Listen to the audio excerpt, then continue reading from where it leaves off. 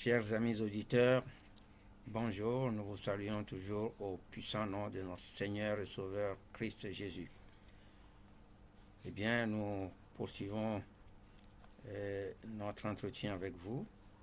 Le thème que nous traitons présentement est qui est le vrai Dieu? Qui est le vrai Dieu? Nous avons dit que la connaissance du vrai Dieu est très importante. Et compte tenu de ce qui se passe dans le monde aujourd'hui, ce que Jéhovah Dieu avait dit à Israël concernant cette connaissance, il peut nous le dire à nous tous aujourd'hui, au monde entier aujourd'hui.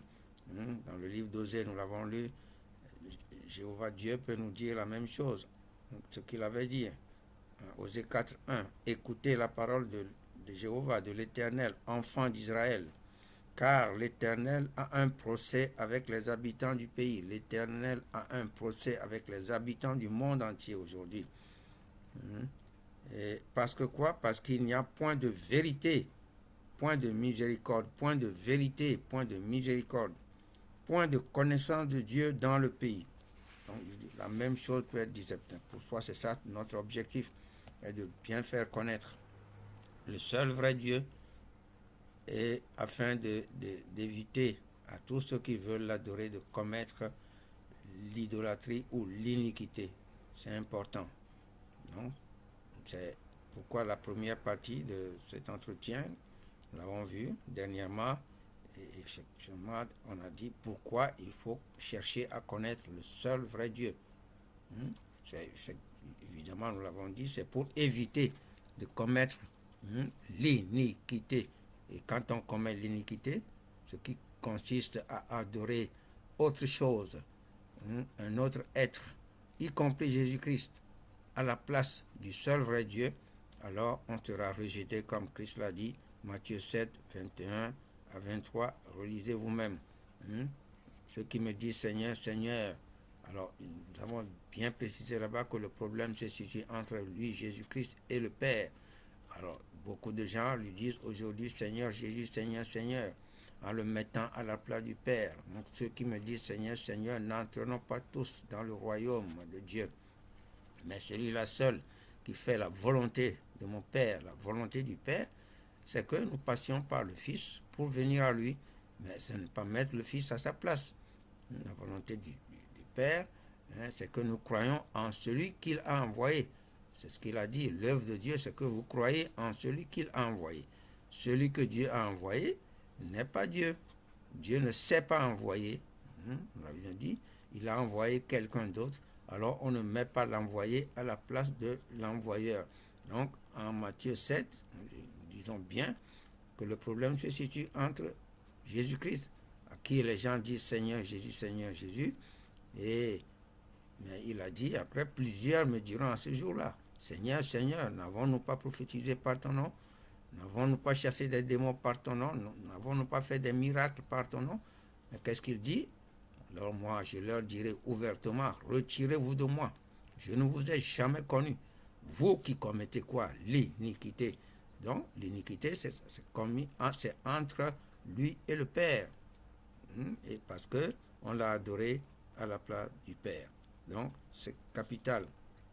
Donc, l'objectif de cet entretien, de cet enseignement, est cela, de bien distinguer, de bien connaître le seul vrai Dieu afin de ne pas le confondre. C'est pourquoi nous avons dit après ce sujet, ce titre, nous allons bien étudier aussi et connaître qui est Jésus-Christ. Donc, nous poursuivons dans le thème qui est le vrai Dieu en entamant aujourd'hui ce que je peux appeler la deuxième partie.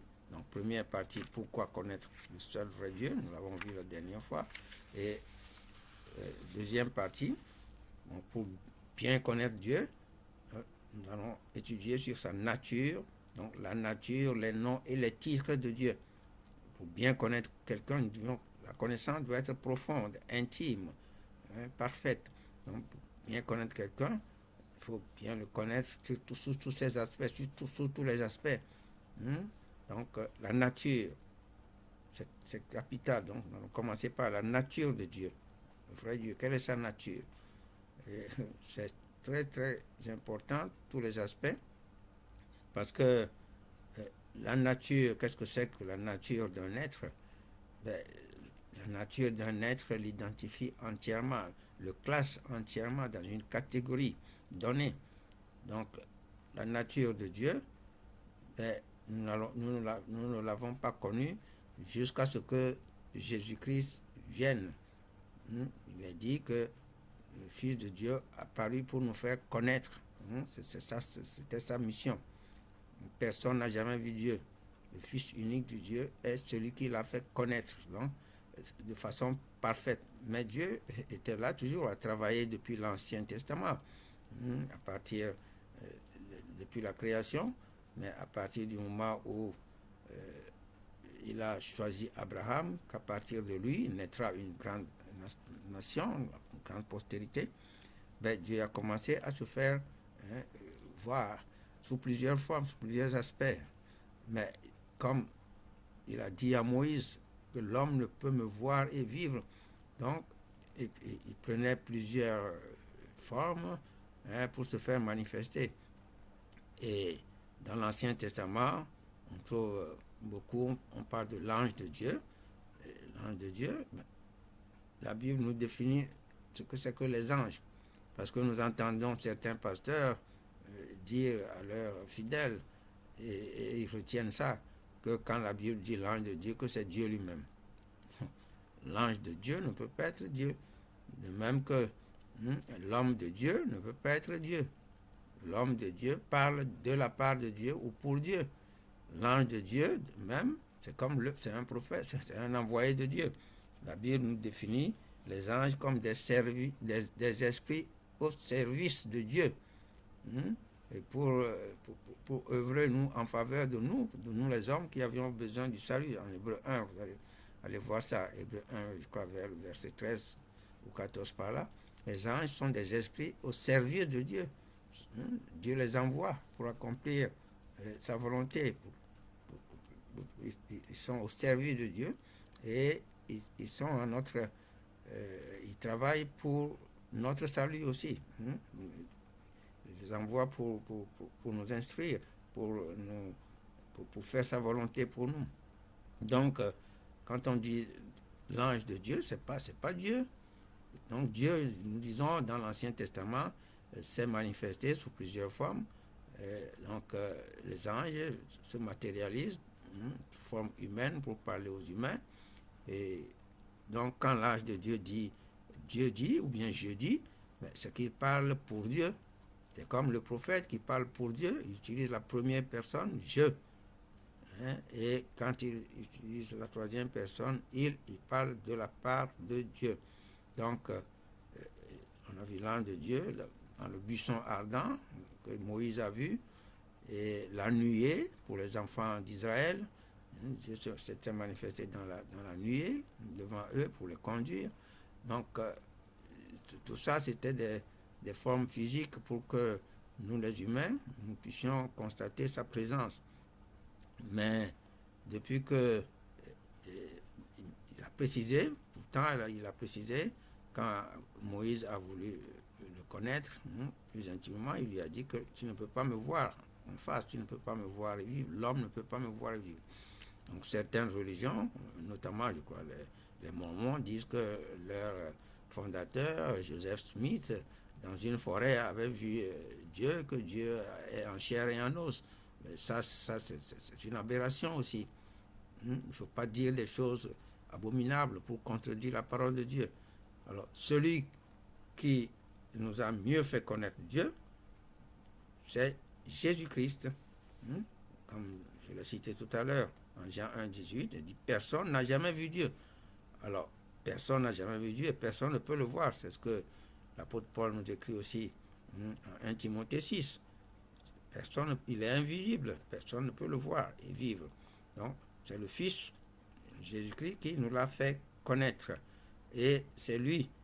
Donc, il a dit aussi en Matthieu 11, 27, « Toutes choses m'ont été données par mon Père, et personne ne connaît le Fils si ce n'est le Père. Personne non plus ne connaît le Père si ce n'est le Fils et celui à qui le Fils veut le révéler. » si ce n'est le Fils, et celui à qui le Fils veut le révéler. Donc, si tu veux bien connaître Dieu, t'approcher de Dieu, le connaître intimement, alors écoute ce que Jésus-Christ a dit de lui. Donc, c'est par lui que nous avons connu la vraie nature du Père, la vraie nature de Dieu. C'est lui donc qui nous a révélé en Jean 4, dans l'évangile de Jean, chapitre 4, au verset 24 aussi, que Dieu est esprit. Et ça, voilà la nature de Dieu. Dieu est esprit. Donc, c'est Jésus-Christ qui nous a entièrement révélé sur la nature depuis l'Ancien Testament. Donc, j'ai dit, Dieu se manifestait sous plusieurs formes, mais Christ a révélé sa nature réelle. Il est esprit. C'est pourquoi il a dit à Moïse que tu ne peux pas me voir. Donc, aucun être humain non plus ne l'a vu. Donc, Joseph Smith, chef des Mormons, là, le premier prophète dit des Mormons, a vu autre chose que Dieu. Parce que celui qui l'a vu en chair et en os ne peut pas être le Dieu Tout-Puissant. Donc, et cette nature, la nature d'un être, caractérise l'être. Un être, le Créateur qui est ce Dieu-là, s'il est esprit, ben, il reste esprit. Il lui-même a dit, car je suis Jéhovah, je suis l'Éternel, je ne change pas. Un être ne change pas de nature. Ta nature, la nature caractérise, nous avons dit, un être donné. Donc chaque être est dans sa nature. Quand il a dit je suis l'Éternel, je ne change pas. Donc c'est sa nature, il est esprit, il reste esprit. Les esprits restent esprits et les autres êtres, d'autres d'une autre nature, aussi restent dans leur nature. Et la Bible nous dit de lui concernant cette nature inchangeable, immuable, en Jacques 1, au verset 17, nous pouvons lire Jacques 1, 17. Toute grâce excellente et tout don parfait descendent d'en haut, du Père des Lumières, c'est lui, Jéhovah, le Dieu, du Père des Lumières, chez lequel il n'y a ni changement, ni ombre de variation. Il n'y a ni changement, ni ombre de variation. Alors, ceux qui disent que Jésus-Christ, c'est Jéhovah devenu Jésus-Christ, si c'est comme ça, alors il a changé. Alors, nous avons dit, Dieu ne peut pas se contredire.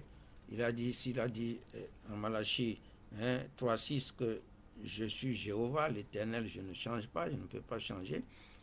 Ce qu'on vient de lire, qu'il est immuable, du Père des Lumières, chez qui il n'y a ni changement, ni ombre de variation. Alors, s'il est devenu homme, alors il a changé de nature.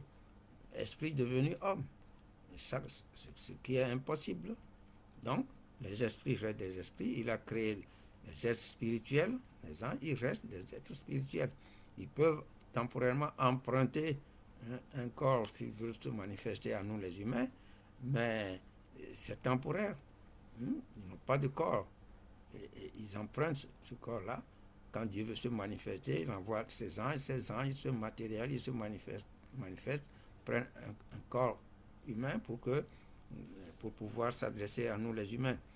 Donc, la nature d'un être reste immuable pour cet être-là. Dieu est esprit, il reste esprit.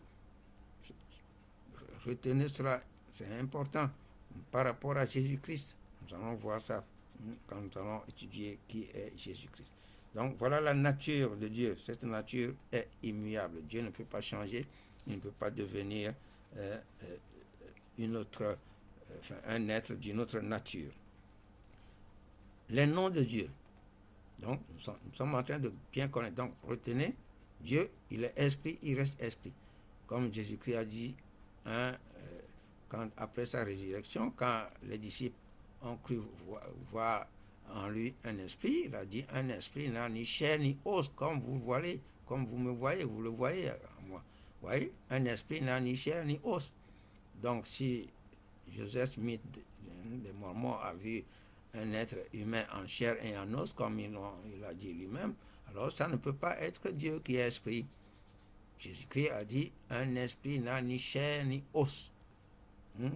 Allez dans Luc 24, à partir du verset 36, vous allez trouver Jésus-Christ a fait cette déclaration là-bas. Alors, donc maintenant, pour avancer dans la connaissance de Dieu, les noms de Dieu. Les noms de Dieu. Alors, on connaît quelqu'un très intimement à travers son nom. Alors, les noms, Dieu, nous allons retenir essentiellement deux noms qui caractérisent Dieu. Donc, le premier nom de Dieu, le nom, comme on peut dire le patronyme de Dieu, le nom qui caractérise Dieu, c'est un nom, son nom. En tant que tel, il a donné à Moïse. Quand Moïse lui a demandé, quand il a envoyé Moïse vers les enfants d'Israël, Moïse lui a demandé, qu'est-ce que je leur dirai? Qui m'envoie? Quel est ton nom? Donc, en Exode 3. Donc, on peut lire Exode 3, du verset 14 au verset 15. Alors, il est écrit là-bas, Dieu dit à Moïse, je suis celui qui suis. Donc, vous voyez, ça montre l'immuabilité de Dieu. Il ne change pas. Et il ajouta, c'est ainsi que tu répondras aux enfants d'Israël. Celui qui s'appelle Je suis m'a envoyé vers vous. Dieu dit encore à Moïse, tu parleras ainsi aux enfants d'Israël. L'Éternel, Yahvé ou Jéhovah, le Dieu de vos pères, le Dieu d'Abraham, le Dieu d'Isaac et le Dieu de Jacob m'envoie vers vous. Voilà mon nom pour l'éternité. Vous voyez, quel est ce nom? L'Éternel, Jéhovah. C'est Jéhovah traduit par éternel. Voilà mon nom de génération en génération. Exode 3, 14 à 15. Lisez là-bas. Donc voilà, Dieu, maintenant depuis, il n'a pas précisé, depuis Abraham, Isaac, Jacob, il s'est montré à eux tous, puis Noé, la création, mais c'est maintenant qu'il nous donne son nom à Moïse. Donc c'est Jéhovah, c'est ça, le tétragramme juif. Et finalement, pour pouvoir prononcer, on ajoute des voyelles, c'est Yahvé ou Jéhovah. Donc, il a précisé dans le livre d'Exode, plus tard, il a dit, il s'est montré, Exode 6, au verset, on va voir, Exode chapitre 6. Alors, il précise là-bas, verset 1 à 3, nous allons lire, c'est toujours concernant le nom qu'il vient de donner à Moïse. L'Éternel dit à Moïse encore, tu verras maintenant ce que je ferai à Pharaon. Une main puissante le forcera à les laisser aller. Une main puissante le forcera à les chasser de son pays. Dieu parla encore à Moïse et lui dit, je suis Jéhovah, voilà, je suis l'Éternel. Je suis apparu à Abraham, à Isaac et à Jacob comme le Dieu Tout-Puissant. C'est comme ça. Mais ça, ce n'est pas un nom, c'est un titre. Il a dit comme le Dieu Tout-Puissant. C'est comme ça qu'il était apparu à Abraham, à Isaac et à Jacob. Mais je n'ai pas été connu de sous mon nom. Je n'ai pas été connu de sous mon nom qui est lequel? Yahvé, Jéhovah, l'Éternel. Voilà donc le nom, le patronyme de Dieu qui est Yahvé, Jéhovah. C'est le nom d'éternité de Dieu. C'est le nom d'éternité. Ce nom-là, il le porte et c'est lui seul qui peut le porter. Personne ne peut le porter. Jéhovah, Yahvé. Donc, Jésus-Christ l'a confirmé dans l'Ancien Testament, c'était là déjà. Donc, il ne faut pas, les traductions, nous avons vu, le fait de traduire ça par Seigneur, Éternel, là, nous affirmons que c'est vrai que pour ne pas confondre le vrai Dieu, le seul vrai Dieu, c'est vrai qu'il faut conserver son nom, son patronyme là, dans les traductions de Yahvé, de conserver cela là où il faut le conserver pour ne pas le confondre. Donc parfois ça a été traduit par Seigneur, en Louis II ça a été traduit parfois par Seigneur. Donc, il faut éviter de le confondre. Écoute Israël, hein, quand Jésus-Christ répondait, ça c'est dans la traduction, hein, en Marc 12, et Marc 12, 29, écoute Israël, il dit là-bas le Seigneur, donc c'est Jéhovah, ou Yahvé, notre Dieu est l'unique Jéhovah, est l'unique Seigneur. Donc c'est important de conserver normalement ce patronyme. Donc voilà le nom d'éternité. C'est le nom de Dieu qui est au-dessus de toutes choses, Yahvé ou Jéhovah.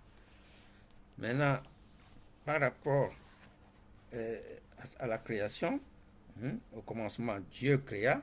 Alors là, ça c'est le nom de création de Dieu. Le Dieu créateur, c'est Elohim. Ça, c'est le second nom de Dieu. C'est le nom de Dieu en relation avec sa création. Mais le Dieu au-dessus de la création, c'est Yahvé, c'est son nom. Et donc, le Dieu créateur, quand c'est par rapport à sa création, alors là, c'est Elohim. Bien sûr, en hébreu, on dit Elohim, que c'est le pluriel de Eloé, que ça veut dire les dieux, c'est parce qu'ils étaient nombreux. Non, ils n'étaient pas nombreux. C'est le nom d'autorité par rapport à la création, le nom de grandeur de Dieu. Donc ça, c'est Dieu le créateur. Elohim, c'est Dieu le créateur.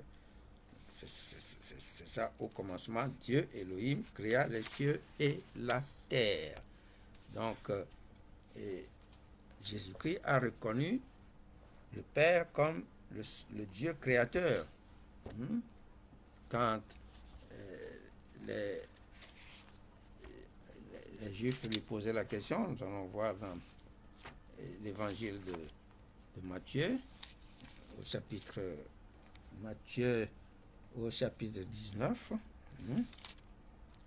Matthieu 19, à propos du divorce, qu'est-ce que Jésus-Christ leur répond? On va lire du verset 1 au verset 4. Matthieu 19, verset 1 à 4.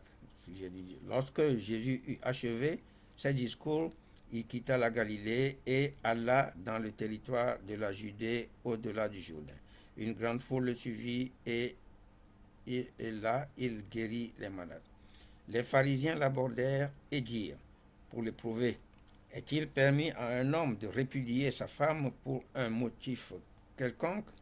Il répondit, n'avez-vous pas lu que le Créateur, n'avez-vous pas lu que le Créateur au commencement, donc c'est Elohim là, le Créateur au commencement, fit l'homme et la femme, et qu'il dit, c'est pourquoi l'homme quittera son père et sa mère et s'attachera à sa femme, et les deux deviendront une seule chair.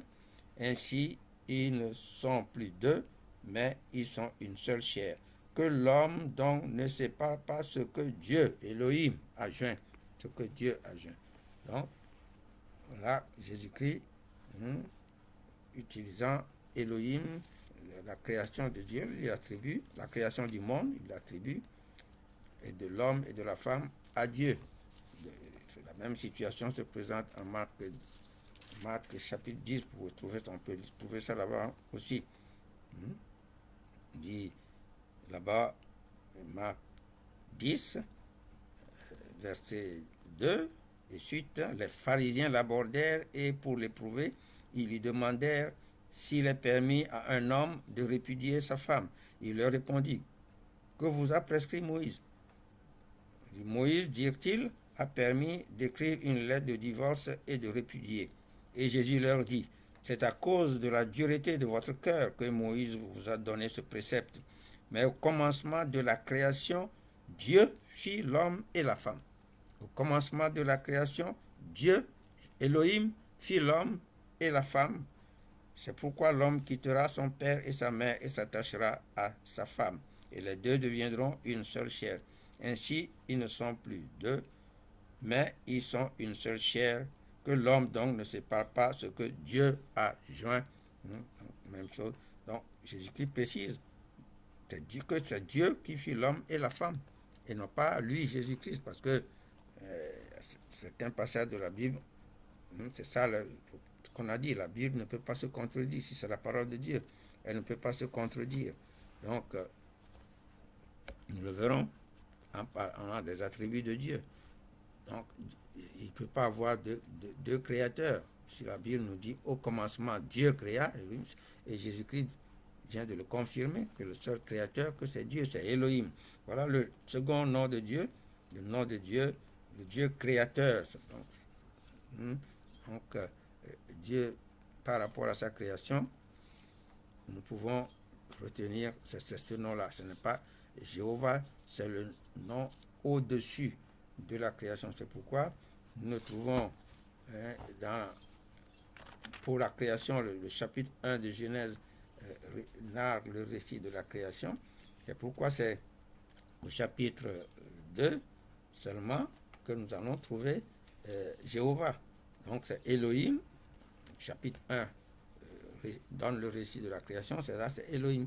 Mais à partir du chapitre 2, c'est là où nous avons dit que les chapitres sont un peu mal divisés là-bas. Normalement, le chapitre 1 doit continuer jusqu'au verset 3 du chapitre 2 actuel. Et le chapitre 2 commençait à partir du verset 4.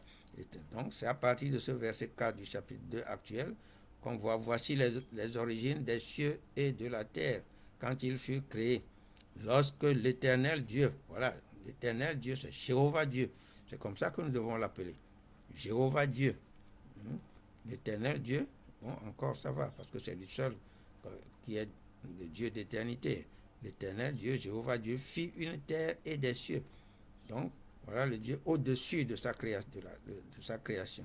Donc, vous trouverez là-bas partout, tous les versets qui suivent, ça parle de l'éternel Dieu, Jéhovah Dieu, l'éternel Dieu, Jéhovah Dieu. Donc, pour le distinguer des autres êtres qui sont des dieux aussi, c'est comme ça que nous devons l'appeler. Au moins, dites l'éternel Dieu. Sinon, Jéhovah Dieu, c'est plus précis, c'est plus clair. Donc, ça le distingue en particulier. Jéhovah Dieu, c'est lui seul qui est l'éternel, le seul Dieu qui n'a pas de commencement et qui n'a pas de fin. Voilà en ce qui concerne les noms de Dieu. Nous avons dit que nous avons vu la nature de Dieu et les noms de Dieu, essentiellement de Jéhovah, qui est le nom d'éternité de Dieu, et Elohim, le Dieu créateur, Dieu le créateur ou le Dieu créateur. Maintenant, les titres de Dieu. Donc, nous sommes en train de connaître Dieu, qui est Dieu, afin de ne plus le confondre, ne pas le confondre avec d'autres êtres. Alors, les deux noms-là, Jéhovah et Elohim, c'est lui seul qui peut les porter.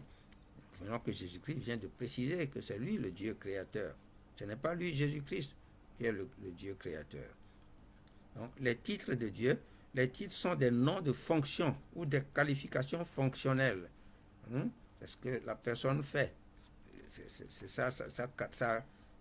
ça définit la fonction, une fonction particulière. Donc, Dieu, dans l'Ancien Testament, s'est donné beaucoup de titres. Et ces titres sont spécifiques à lui. Rien que dans l'Ancien Testament, on ne voit que lui, seul lui-même, qui exerçait ses fonctions. Donc, ce sont des titres de fonction et si il peut les conférer à quelqu'un, et c'est ce qu'il a fait, pour que Jésus-Christ puisse accomplir la mission dans la Nouvelle Alliance, le Nouveau Testament, en son nom, il lui a conféré ces titres. C'est ce que nous allons voir. Mais il en a réservé. Donc, nous allons voir, c'est les principaux que nous allons retenir. Les principaux titres de Dieu. Les titres de Dieu. Donc, dit c'est les qualifications fonctionnelles. Les noms de fonction. Ça ne caractérise pas Dieu seul. S'il confère ce titre à un autre être, comme il l'a fait à Jésus-Christ, pour exercer cette fonction en son nom, cette personne devient comme son ambassadeur qui accomplit la fonction en son nom, mais ça ne change, ça ne fait pas de la personne Jéhovah. Donc, quels sont ces titres? Alors, il y en a une dizaine, on va voir, mais il y en a 3 qui sont spécifiques à lui. Parmi ces titres-là, il faut distinguer les titres spécifiques que Dieu s'est réservé, qu'il n'a pas conféré à Jésus-Christ. Le premier qu'on voit, c'est, comme on l'a vu tout à l'heure, Jéhovah El Shaddai. Jéhovah El Shaddai qui signifie le Dieu tout-puissant. Tout-puissant. C'est ça la signification, Jéhovah El Shaddai. Et nous l'avions lu tout à l'heure, je vais le relire. Hein. Ce titre spécifique, ça distingue en particulier Jéhovah de tous les autres petits dieux qu'il a créés. Si vous voulez prendre Jésus-Christ comme parmi ces dieux-là aussi, les êtres spécifiques, si vous voulez, ceux qui le considèrent comme Dieu, mais il n'est pas le Dieu tout-puissant. Parce que nous entendons dire en Isaïe 9,5, hein, quand il est dit là-bas, on l'appellera, un fils nous est donné, un enfant nous est né, un fils nous est donné, on l'appellera, allez voir là-bas, je ne lis pas, parce que les gens lisent là-bas, on l'appellera, nous avons bien dit que le nom de Dieu est un titre. Si on dit qu'on l'appellera, tout à l'heure on a vu que c'est Jéhovah lui-même qui a donné son nom à Moïse. Mais quand en Isaïe 9,5 on dit on l'appellera Dieu Tout-Puissant, ça c'est les humains, c'est vous qui le considérez. Mais Dieu, donc c'est un titre. Donc si on dit l'appeler, on l'appellera Dieu puissant. Allez voir là-bas, on n'a pas dit on l'appellera Dieu Tout-Puissant. Donc vous voyez, le Tout-Puissant ici est un qualificatif qui définit, qui caractérise le seul vrai Dieu. Le Dieu Tout-Puissant, Jéhovah El Shaddai. Donc c'est un titre spécifique. Ça, jamais il ne l'a conféré à personne. Il ne l'a pas conféré à Jésus-Christ non plus. Donc, Jéhovah El Shaddai, en Genèse 17.1, on l'a lu tout à l'heure, il a dit, je me suis montré à Isaac, Genèse 17, au verset 1. Nous allons le relire.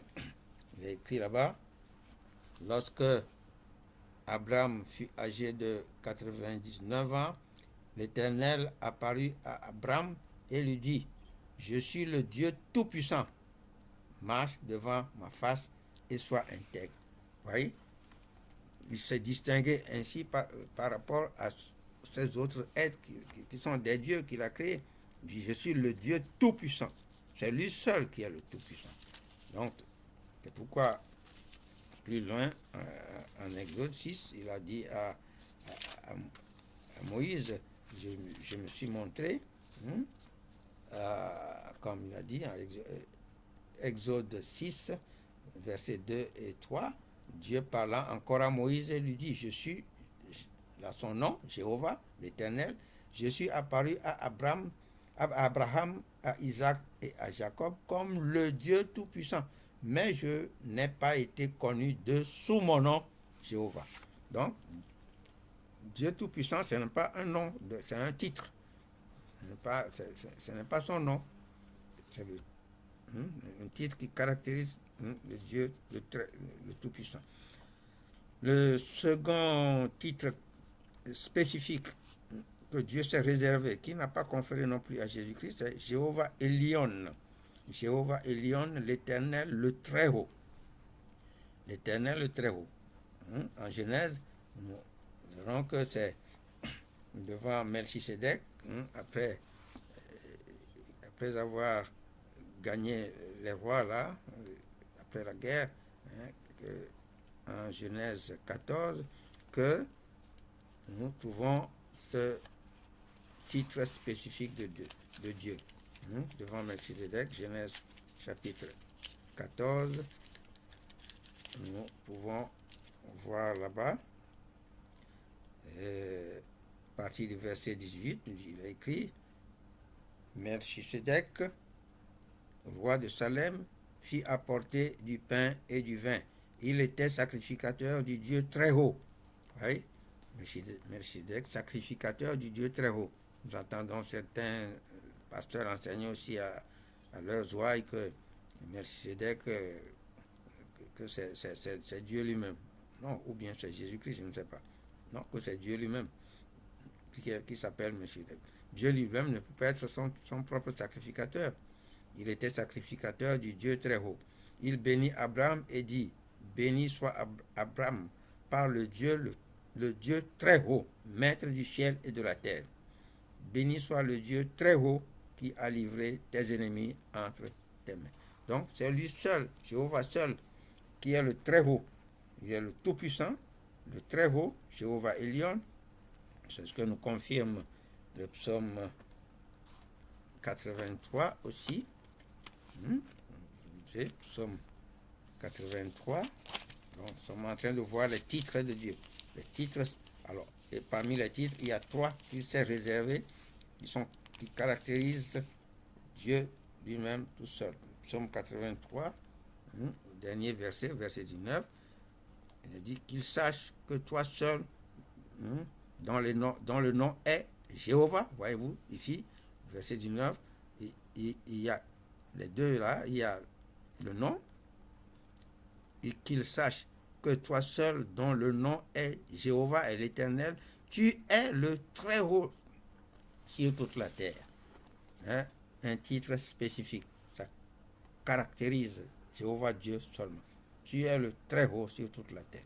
Donc voilà le second titre spécifique de Dieu. Et le troisième titre spécifique de Dieu, c'est Jéhovah Jireh.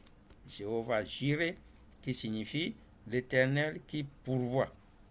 C'est lui seul. C'est pour ça que vous ne trouverez nulle part ces trois-là. Donc l'Éternel qui pourvoit, ça c'est Abraham, c'est au sacrifice d'Isaac, quand Dieu lui a fait voir le bélier qu'il doit prendre pour remplacer Isaac qui voulait sacrifier. Vous voyez, c'est ça. Donc Abraham s'est écrié.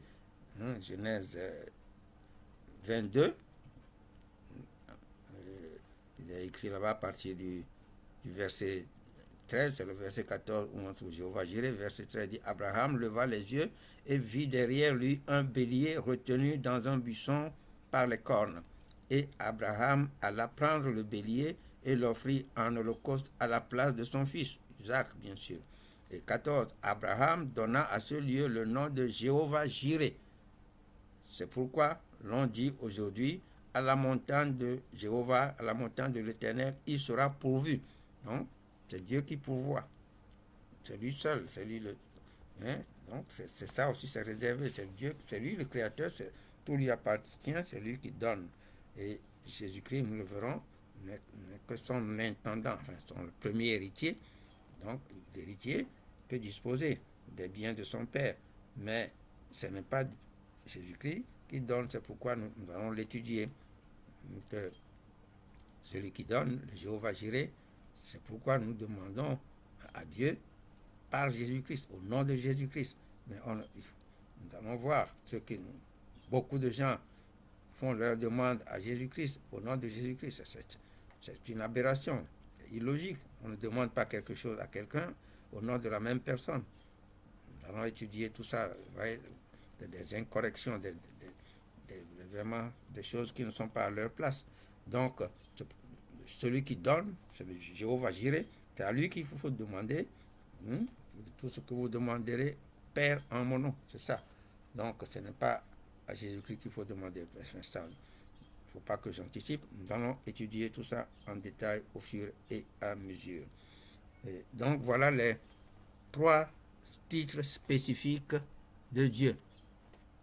Donc, Jéhovah El Shaddai, Jéhovah le Dieu Tout-Puissant, Jéhovah Elion, Dieu le Très Haut, le Très Haut, et Jéhovah Jireh, l'Éternel qui pourvoit, c'est lui qui donne toutes choses. Donc c'est à lui que nous devons tout demander aussi. Donc voilà les 3 titres spécifiques. Maintenant, donc, les autres titres que nous allons voir, dans l'Ancien Testament, c'est lui qui exerçait ces fonctions-là pour Israël. Mais quand il envoie Jésus-Christ dans le monde, pour le monde entier, pour sauver le monde, vers Israël d'abord, mais pour le monde entier, alors les titres que nous allons voir, ce sont des titres de Jéhovah qu'il a conférés maintenant à Jésus-Christ. Jésus-Christ a exercé ses fonctions en son nom, pour nous. Donc, Le premier que nous retenons, c'est Jéhovah Ropheka, ou Jéhovah Rophé, ou Jéhovah Rapha. On peut dire les trois. Jéhovah Ropheka, Jéhovah Rophé, Jéhovah Rapha, qui signifie l'Éternel qui te guérit. L'Éternel qui te guérit. Donc, c'est Dieu seul qui exerçait cette fonction dans l'Ancien Testament. Donc, c'est pourquoi nous pouvons voir en Exode, dans le livre d'Exode, au chapitre 15, c'est là, Exode 15, c'est dit clairement, il l'a dit précisé clairement, Exode 15 au verset 26, il a écrit clairement là-bas, Exode 15, 26, il dit, si tu écoutes attentivement la voix de Jéhovah, de l'Éternel ton Dieu, si tu fais ce qui est droit à ses yeux, si tu prêtes l'oreille à ses commandements et si tu observes toutes ses lois, je ne te frapperai d'aucune des maladies dont j'ai frappé les Égyptiens, car je suis l'Éternel qui te guérit. Voilà, Jéhovah Rapha, Jéhovah Ropheka, l'Éternel qui te guérit. Psaume 103 dit, mon âme bénit l'Éternel, c'est lui qui pardonne toutes tes iniquités, c'est lui qui guérit toutes tes maladies. Psaume 103. Donc, l'Éternel qui te guérit. Mais cette fonction, Jésus-Christ, Dieu, quand il l'a envoyé, il lui a conféré ce titre-là. Donc, Jésus-Christ nous a à exercer la fonction de guérisseur au nom de Dieu.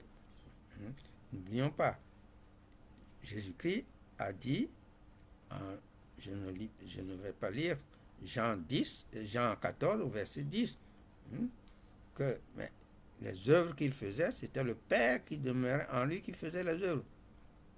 Vous voyez? Donc, Dieu en Christ faisait les œuvres. Mais c'est Dieu même qui exerçait, mais c'est Christ qui représentait Dieu, ambassadeur de Dieu, faisait les choses, mais au nom de Dieu. Mais il disait quand même que c'est le Père qui demeure en moi, c'est lui qui fait les œuvres que je fais. Donc, Jéhovah Ropheka, en Ésaïe l'avait déjà prévu pour nous. En Ésaïe 53. Donc, il est dit là-bas, versets 4 et 5, Ésaïe 53, 4 et 5, s'agissant de Jésus-Christ, cependant, ce sont nos souffrances qu'il a portées. C'est de nos douleurs qu'il s'est chargé et nous l'avons considéré comme puni, frappé de Dieu et humilié. Mais il était blessé pour nos péchés, brisé pour nos iniquités. Le châtiment qui nous donne la paix est tombé sur lui et c'est par ses meurtrissures que nous sommes guéris. Vous voyez, Ésaïe parlant de lui dans le futur, mais c'est comme le présent. Par ses meurtrissures, nous sommes guéris et Pierre va confirmer ça. 1 Pierre 2, verset 24, je ne vais pas lire. Alors, vous allez trouver là-bas la même chose, par les meurtrissures de Christ, nous avons été guéris. Donc, Christ a exercé cette fonction et depuis, c'est en son nom que nous demandons la guérison maintenant, au nom de Jésus-Christ. Donc, Jésus-Christ continue d'exercer cette fonction au nom de Jéhovah. Donc, il n'est pas le Jéhovah. Ce n'est pas un nom, c'est un titre. Donc, compte tenu de la fonction, donc c'est ça, Jésus-Christ exerce cette fonction.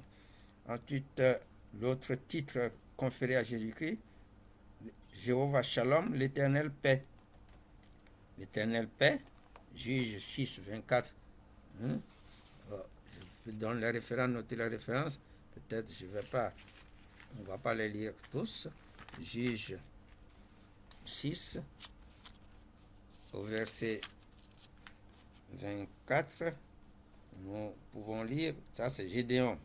Gédéon bâtit là un autel. Après, là aussi, sa rencontre avec l'ange de l'Éternel. L'ange de l'Éternel, c'est pas l'Éternel. L'ange de l'Éternel parlait de la part de l'Éternel à Gédéon. Parlait pour l'Éternel. Donc, Gédéon bâtit là un autel à l'Éternel et lui donna pour nom l'Éternel paix. Jéhovah Shalom, l'Éternel paix. Jésus-Christ peut dire en Jean 14, 27, je vous laisse ma paix, je vous donne la paix, je vous laisse la paix, je vous donne ma paix. Jean 14, 27. Donc, Jésus-Christ a exercé cette fonction aussi au nom de Jéhovah. Jéhovah Shalom. Jéhovah Roy, maintenant. Un autre titre. L'Éternel, mon berger. Psaume 23, tout le monde, vous connaissez ça. L'Éternel, mon berger. Psaume 23, 1. Jéhovah Roy. Jéhovah Roy, ou Roy, comme vous l'entendez, Jéhovah Roy. Donc, ça, c'est Jésus-Christ, Jean 10, 11. Vous pouvez le trouver là-bas. Le berger. Vous voyez, donc, dans l'Ancien Testament, c'était Jéhovah qui était le berger. Mais dans le Nouveau Testament, il a conféré ce titre à Jésus-Christ. Jésus-Christ qui est devenu notre berger. Nous, le berger du peuple de Dieu. Jean 10, 11. Nous pouvons dire, je suis le bon berger. Le bon berger donne sa vie pour ses brebis. Compte tenu de l'œuvre que Dieu lui a donnée d'accomplir en notre faveur, voilà, il est devenu le berger. Jéhovah Shammah, l'Éternel est ici. Jéhovah Shammah, l'Éternel est ici. Ça c'est en Ézéchiel. Vous trouverez ça. Nous n'allons pas le lire. Notez, vous allez. L'Éternel est ici, Ézéchiel 48, verset 36. Après avoir défini, ça s'agissait là-bas de la ville spécifique, là, avec ses portes. Donc, l'Éternel est ici. Jéhovah Shammah. Jéhovah Shammah. Alors, Jésus-Christ, à sa première venue sur terre, ouais, il est écrit là-bas en Matthieu 1, 23, il est l'Emmanuel, qui signifie Dieu avec nous. Alors, Jéhovah est ici. Donc, voilà le titre conféré à Jésus-Christ, Dieu qui a visité son peuple. Il a visité à travers Jésus-Christ, l'ambassadeur de Dieu, l'envoyé de Dieu. Il dit son envoyé. Matthieu 1, 23. Si vous voulez, nous pouvons le lire. Donc, l'Éternel est ici. L'Éternel est ici. Jésus-Christ, en arrivant, alors il est écrit là-bas, voici, la Vierge sera enceinte, elle enfantera un fils, et on lui donnera le nom d'Emmanuel. Ce qui signifie, c'est juste une signification. Ouais, le nom d'Emmanuel, ça ne fait pas de Jésus-Christ le Dieu avec Israël. Chaque nom a une signification. Mais ici s'accomplit le Jéhovah Shammah pour Israël. Dieu avec nous. Donc, Dieu est ici, Jéhovah Shammah. Jéhovah Nissi. Nous sommes en train de voir les titres de Dieu. Donc, des titres spécifiques, les trois, on l'a vu. Mais ceux qu'il a conférés à Jésus-Christ, qui ne font pas de Jésus-Christ Jéhovah, mais il a accompli la mission là, au nom de Jéhovah pour nous, ces missions-là que Jéhovah seul faisait dans l'Ancien Testament. Donc, l'Éternel, ma bannière, Jéhovah Nissi, ça c'est en Exode 17, Abraham qui a dit ça. Non, c'est pas. Exode 17, c'est pas Abraham. C'est qui? Exode 17. L'Éternel, ma bannière. Exode 17, verset 15. Exode 17 au verset 15. C'est on peut lire, c'est Moïse. Moïse bâtit un autel et lui donna pour nom l'Éternel ma bannière. C'est quand ils ont vaincu Amalek, la guerre contre Amalek, Josué, quand il a envoyé Josué combattre Amalek. Et que Moïse, Aaron et Ehud ont soutenu le bras de Moïse pour que Josué puisse vaincre Amalek. Alors, là, l'Éternel, ma bannière, Jésus-Christ est notre bannière aujourd'hui. Dieu l'a envoyé, il a accompli la mission pour nous et il y a donné un nom au-dessus de tout nom, afin que si nous prononçons au nom de Jésus-Christ, toujours nous fléchissent. Donc Jésus-Christ est notre bannière aujourd'hui. Nous avons tout pleinement en lui. C'est ce que dit Colossiens 2,10. Nous avons tout pleinement en lui. Ensuite, Jéhovah Tzidkenu, Jéhovah Tzidkenu, l'Éternel, ma justice. Nous trouvons ça en Jérémie 23, 6, Jérémie 33, 14, 16. Jésus-Christ accomplit cette mission. Il nous a donné la justice de Dieu. Dans l'Ancien Testament, il fallait accomplir toute la loi de Moïse pour recevoir la justice de Dieu. Mais par le sacrifice rédempteur de Christ, il dit en Romains chapitre 3, par l'œuvre de Christ, nous avons la justice de Dieu aujourd'hui, par Christ. Donc, c'est par lui, Dieu lui a donné que par son sacrifice de rédemption, nous puissions avoir sa justice aujourd'hui. Ce n'est plus par les œuvres, pas par l'accomplissement des œuvres de la loi. Donc, en Romains chapitre 3, nous pouvons lire maintenant, nous pouvons lire à partir du verset 21, mais maintenant, sans la loi est manifestée la justice de Dieu, à laquelle rendent témoignage la loi et les prophètes. Justice de Dieu par la foi de Jésus-Christ. En fait, la bonne traduction, c'est ça, par la foi de Jésus-Christ, pour tous ceux qui croient.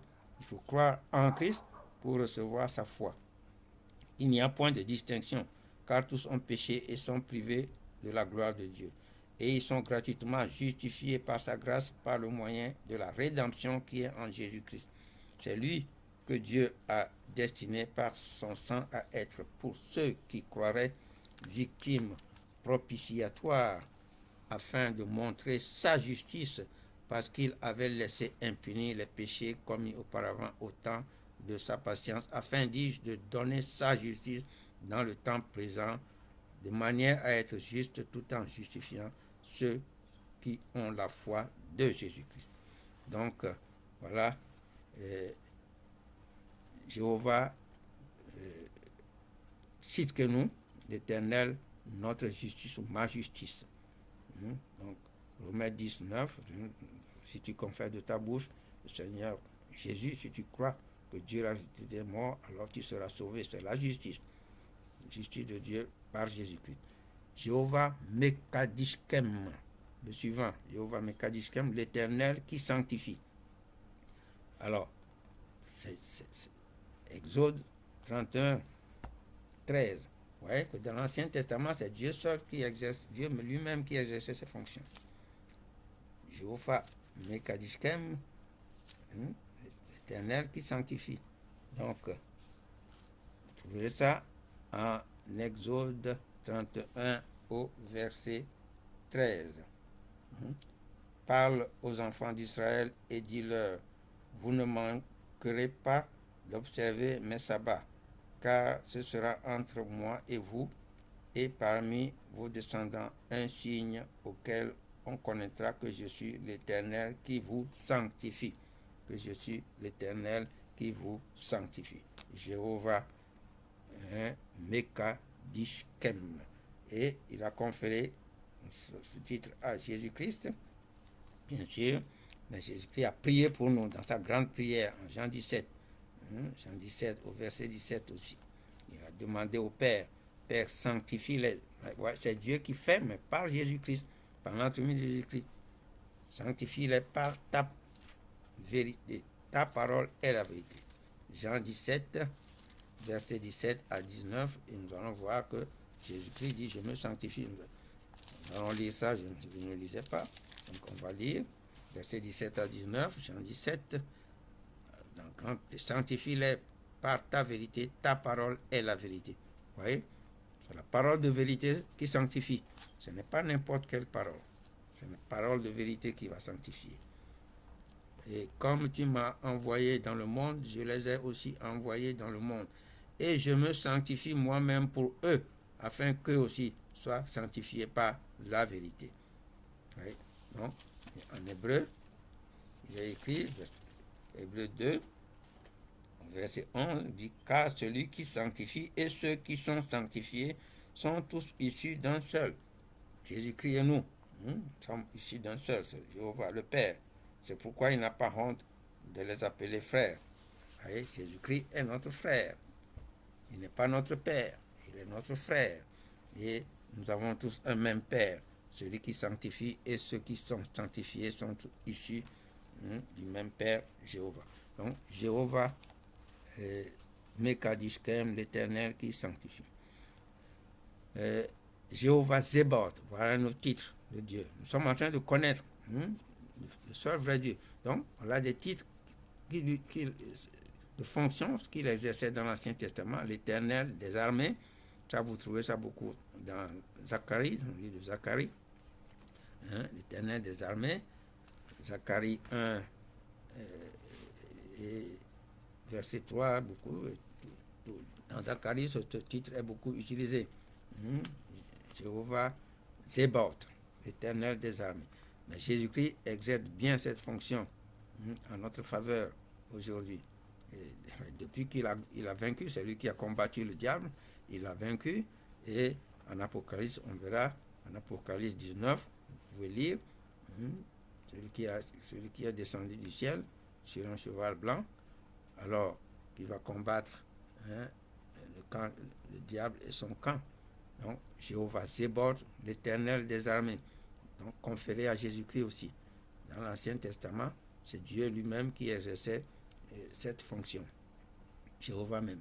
Donc, c'est pour ça que chaque fois on associe Jéhovah, Jéhovah Zébaoth, et en Apocalypse, donc 19, oui, versets 11 à 21, vous pouvez le voir.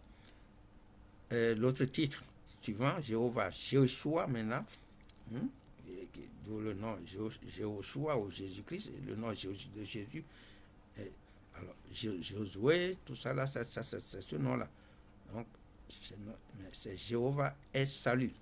Jéhovah Jéhoshua ou Jéhoshua. Jéhovah est salut ou l'Éternel notre sauveur. Donc, c'est ça la signification. Mais ça ne fait pas de Jésus-Christ qui exerçait la fonction au nom de Dieu. Ce n'est pas lui le Jéhovah. Il a exercé cette fonction en notre faveur. Dans l'Ancien Testament, en Ésaïe 43, vous voyez, vous verrez que Dieu dit que c'est lui-même exerçait cette fonction qu'il est. Ésaïe 43, versets 11 et 12. On peut le lire là-bas. Vous êtes mes témoins. Ésaïe 43. Donc, c'est Dieu lui-même qui exerçait cette fonction. Vous pouvez lire vous-même 43, versets 11 et 12. C'est moi qui suis l'Éternel, et hors de moi, il n'y a point de sauveur. C'est moi qui ai annoncé, sauvé, prédit. Et ce n'est point parmi vous un Dieu étranger. Vous êtes mes témoins, dit l'Éternel, c'est moi qui suis Dieu. Donc, Jéhovah, le Sauveur, Jésus-Christ, notre Sauveur, vous pouvez lire ça dans Tite. Dans Tite 1, vous trouvez les deux. Tite 1, 3 et Tite 3, 4, vous trouvez les deux acceptions, deux compréhensions. Il dit Dieu, c'est Dieu qui a pris la décision de nous sauver. C'est contre lui que Adam et Ève ont péché. C'est lui qui a pris la décision de nous sauver. Et il a confié la mission à Jésus-Christ. Donc, quand on dit Jésus-Christ, notre sauveur, Jéhoshua de Jésus-Christ, ce n'est pas qu'il est devenu Jéhovah, mais il a accompli la mission pour Jéhovah. Voilà donc la deuxième partie de cette connaissance qui est le vrai Dieu, donc par sa nature, ses noms et ses titres.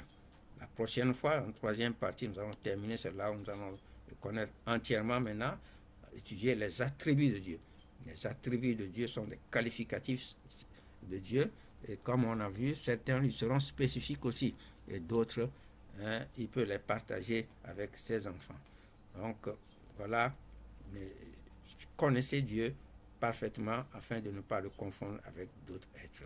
Qu'il vous bénisse abondamment et je vous donne rendez-vous pour terminer en troisième partie, comme je l'ai annoncé, les attributs de Dieu. Vous allez voir, c'est merveilleux. Comme ça, nous allons connaître Dieu pour ne pas le confondre et faire la confusion. Qu'il vous bénisse. Je vous bénis également, donc à la prochaine. Au revoir.